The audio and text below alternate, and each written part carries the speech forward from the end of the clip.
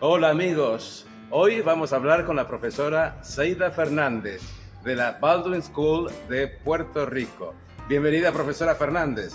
Gracias por invitarme.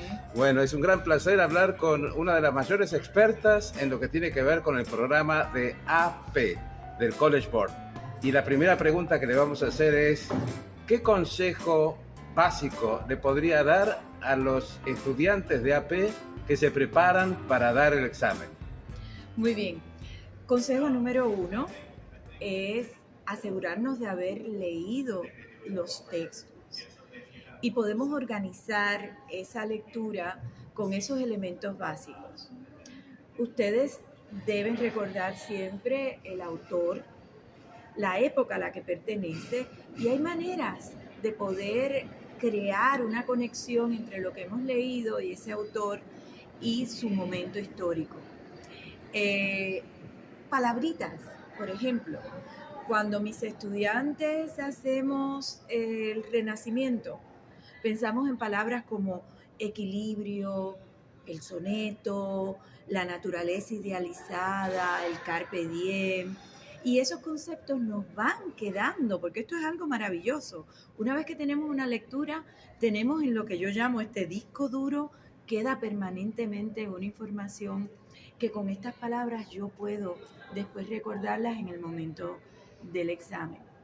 Así que hemos dicho, asegurarnos de haber leído, tener unos conceptos claros que vamos a relacionar con esos textos y conocer un poco el contexto de los textos.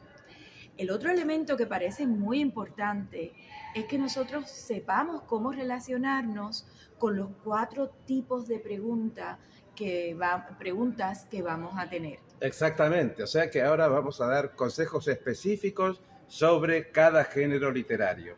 Claro.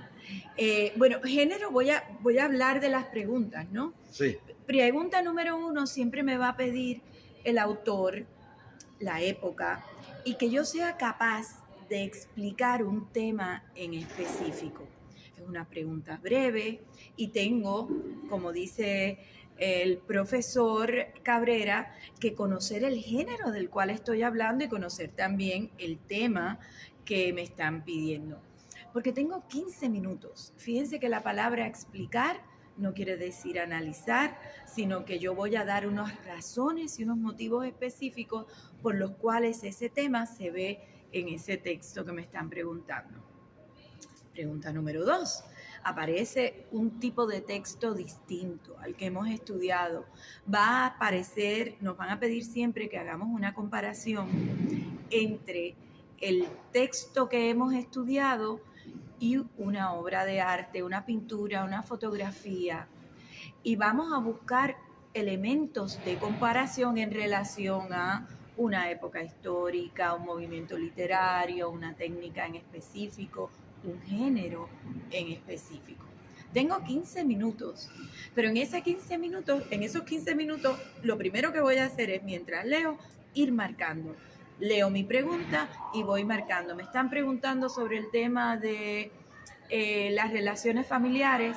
Voy en la lectura viendo todos los elementos que hablan sobre ello y cuando veo mi pintura también distingo, bueno, posición de los personajes, el ambiente en el que están, todos esos elementos que se conectan con el tema. Seguimos. Pregunta número 3.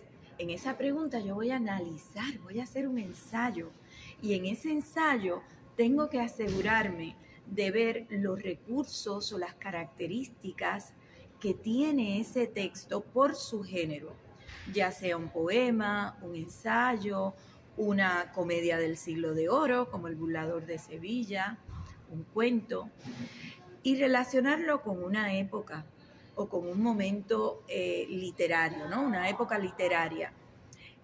Y tengo siempre que asegurarme de presentar evidencias. Miren, jóvenes, lo más importante es que en esa respuesta yo presente evidencias. ¿Qué son evidencias? Citas. Y tengo el texto ahí frente a mí, el fragmento. Así que es muy fácil cumplir con esa parte de la tarea. Y pregunta número 4, que llegamos a un desafío, un reto, pero que ustedes van a ser muy capaces de realizar. ¿Por qué? Porque tengo un texto conocido que ya hemos estudiado, que conocemos bien, con un texto que nunca hemos leído, pero que tienen una conexión temática. Y siempre me van a pedir que busque los recursos con los cuales ambos escritores han logrado comunicar este tema. Profesora Zaida Fernández, me gustaría que nos diera unos consejitos sobre cómo estudiar para cada género, empezando por la poesía. Pues mire, para cada género, y empezando por la poesía, lo primero que tenemos que saber es cómo realizar un análisis poético. ¿Qué tengo que saber? La estructura del poema. ¿En qué se diferencia un soneto de una silva? ¿En qué se diferencia un soneto de un romance? ¿Qué características tiene particular ese subgénero dentro de la poesía? Y saber identificar los recursos poéticos. Cada uno, no tenemos que memorizarlos todos, pero sabemos que hay poetas que hacen énfasis particular en un recurso poético. Les voy a dar un ejemplo. El romance pertenecía a la tradición oral y como pertenecía a la tradición oral, necesitaba mecanismos para que se pudieran recordar, para que quedaran en la memoria colectiva. ¿Y qué mecanismos existen? La repetición, sí, que tiene muchísimas figuras de repetición. Tiene diálogo, porque podemos recordar cuando hay un diálogo. Tiene estribillos, que es una figura de repetición. Así que el romance tiene unas particularidades, igual que el soneto, igual que la silva, que son igual que la redondilla de Sor Juana, arte menor, con retruécanos, con antítesis, con preguntas retóricas. Si sabemos identificar esos recursos poéticos, vamos a hacer un análisis excelente. Muy bien, gracias profesora. Y ahora me gustaría que nos dé algunos consejos para estudiar narrativa, cuentos y fragmentos de novelas. Pues miren, igual que el género poético tiene unas particularidades, el género, la narración, tiene también unos recursos muy particulares. Tenemos que identificar quién es esa voz narrativa. Eso nos da una perspectiva. Tenemos que identificar qué recursos particulares utiliza. Sí, descripción, enumeración, diálogo, fluir de conciencia, unos recursos en términos del lenguaje, el registro del lenguaje particular que utiliza. Les voy a poner un ejemplo. Todos vamos a leer o hemos leído, de acuerdo en qué momento estemos cuando vean esta entrevista, No oyes ladrar los perros. Es una narración. Tiene una descripción muy particular del ambiente, una descripción poética del ambiente y tiene un registro del habla muy particular también. Hay un momento en que este diálogo que se da entre padre e hijo cambia de un registro formal a uno informal.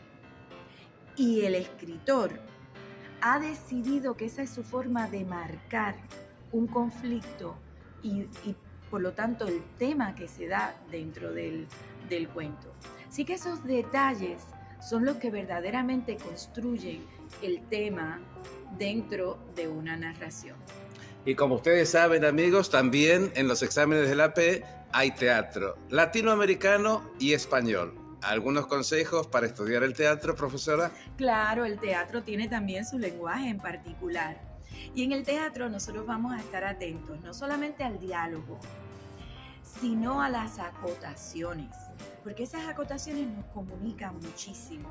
Ahí está la voz de ese dramaturgo que quiere comunicarnos cómo va a escenificarse esa obra. El teatro, el latinoamericano que tenemos, que es de Osvaldo Dragún, El hombre que se convirtió en perro, ustedes van a notar que existe algo que se llama metateatro. Y vamos a ver que los personajes tienen conciencia de ser personajes y que el ambiente la escenografía es menos importante que lo que ocurre dentro de esa interacción humana que se va transformando en estos personajes.